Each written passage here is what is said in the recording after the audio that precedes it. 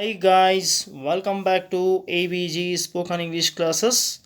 ಇವತ್ತಿನ ಈ ತರಗತಿಯಲ್ಲಿ ನಾವು chapter 22 class 7th constitutional amendment ಸಂವಿಧಾನ ತಿದ್ದುಪಡಿ ಈ ಒಂದು ಪಾಠದ ಪ್ರಶ್ನೆ ಉತ್ತರಗಳನ್ನು ಕನ್ನಡದಲ್ಲಿ ಚರ್ಚೆ ಮಾಡ್ತಾ ಸಾಗೋಣ ಬನ್ನಿ. ಸ್ನೇಹಿತರೆ, ಇಲ್ಲಿಯವರೆಗೆ ನೀವು ನಿಮ್ಮ ನೆಚ್ಚಿನ ಚಾನಲ್ ಆಗಿರುವ ABG ಸ್ಪೋಕನ್ ಇಂಗ್ಲೀಷ್ ಕ್ಲಾಸ್ಗೆ ನೀವಿನ್ನೂ ಸಬ್ಸ್ಕ್ರೈಬ್ ಆಗಿಲ್ಲ ಅಂದರೆ ಈಗಲೇ ಸಬ್ಸ್ಕ್ರೈಬ್ ಆಗಿ. ಈ ವಿಡಿಯೋ ನಿಮಗೆ ಇಷ್ಟ ಆದರೆ ದಯವಿಟ್ಟು ಲೈಕ್ ಮಾಡಿ ಮತ್ತು ನಿಮ್ಮ ಫ್ರೆಂಡ್ಸ್ಗೆ ಶೇರ್ ಮಾಡಿ ಅಂತ ಹೇಳ್ತಾ ಬನ್ನಿ ಸ್ನೇಹಿತರೆ, ಮೊದಲ ಪ್ರಶ್ನೆ ನೋಡೋಣ. What is constitutional amendment? ಸಂವಿಧಾನ ತಿದ್ದುಪಡಿ ಎಂದರೇನು? Amendment is a minor change or an addition to constitutional provision or other document.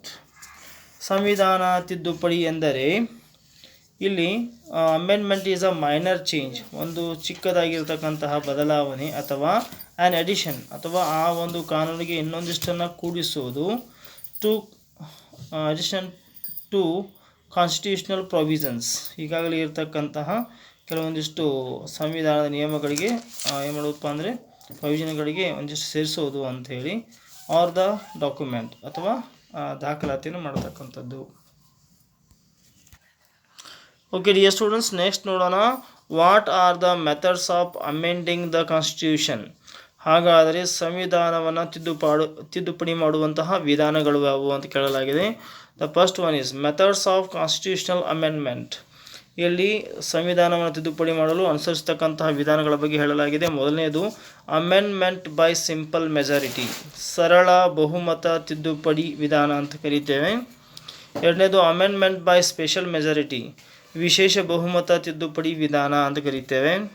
ಆಮೇಲೆ amendment by special majority alone with consent by half of the States, ವಿಶೇಷ ಬಹುಮತದೊಂದಿಗೆ ಕನಿಷ್ಠ ಅರ್ಧದಷ್ಟು ರಾಜ್ಯಗಳ ಒಪ್ಪಿಗೆ ಪಡೆದು ತಿದ್ದುಪಡಿ ಮಾಡುವ ವಿಧಾನದ ಮೇಲೆ ತಿಳಿಸಿರುವ ತಿದ್ದುಪಡಿ ವಿಧಾನಗಳನ್ನು ಇಲ್ಲಿ ಕೊಡಲಾಗಿದೆ ಅಂತ ಹೇಳಿ, ಅಂದರೆ ಅರ್ಧದಷ್ಟು ರಾಜ್ಯಗಳ ಒಪ್ಪಿಗೆ ಇರಬೇಕು ಅಂತಕ್ಕಂಥದ್ದು. ನೆಕ್ಸ್ಟ್ ಬರ್ತಕ್ಕಂಥದ್ದು what is the simple amendment method ಅಂತ ಕೇಳಲಾಗಿದೆ.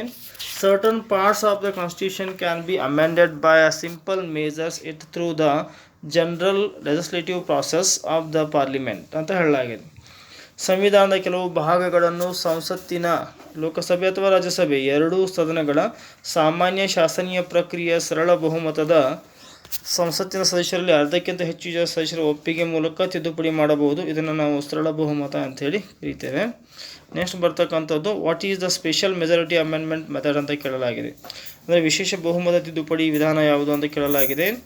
Certain parts of the constitution can be amended by the special majority consent of the members of the parliament. The majority means 2/3 members ಅಂತ ಹೇಳಲಾಗಿದೆ. 2/3 members should accept this is called a special majority amendment method ಅಂತ ಕರೆಯಲಾಗುತ್ತದೆ. ಅಂದರೆ ಇಲ್ಲಿ ಸಂವಿಧಾನದ ಕೆಲವು ಭಾಗಗಳನ್ನು ಸಂಸತ್ತಿನ ವಿಶೇಷ ಬಹುಮತದ ಮೂಲಕ ತಿದ್ದುಪಡಿ ಮಾಡಬಹುದು. ವಿಶೇಷ ಬಹುಮತ ಎಂದರೆ ಸಂಸತ್ತಿನ ಸದಸ್ಯರಲ್ಲಿ 3/2 ಸದಸ್ಯರು ಒಪ್ಪಿಗೆ ಸೂಚಿಸಿ ಸಂವಿಧಾನಕ್ಕೆ ತಿದ್ದುಪಡಿ ಮಾಡಬಹುದು. ಇನ್ನು ಐದನೇದು explain the third method of amending the constitution of India. Certain parts of the constitution can be amended by a special majority along with the consent from half of the states of India. This matter is harder compared to other methods.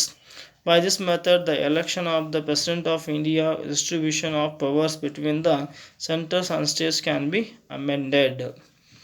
ಇಲ್ಲಿ ವಿಶೇಷ ಬಹುಮತದೊಂದಿಗೆ ಕನಿಷ್ಠ ಅರ್ಧದಷ್ಟು ರಾಜ್ಯಗಳ ಒಪ್ಪಿಗೆ ಪಡೆದು ತಿದ್ದುಪಡಿ ಮಾಡುವಂಥ ವಿಧಾನ ಇದೆ.